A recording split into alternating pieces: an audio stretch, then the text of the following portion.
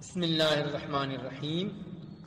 حضور اکرم صلی اللہ تعالی علیہ وسلم نے فرمایا کہ اللہ تعالیٰ فرماتا ہے جو میرے کسی ولی سے دشمنی کرے اسے میں نے لڑائی کا اعلان دے دیا، بحوالہ بخاری شریف۔ بسم اللہ الرحمن الرحیم۔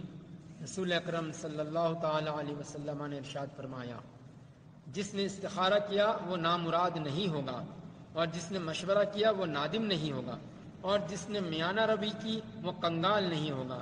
بحوالہ معجم الاوسط۔ بسم اللہ الرحمن الرحیم۔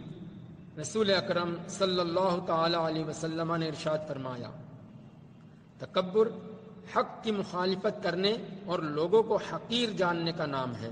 بحوالہ مسلم شریف۔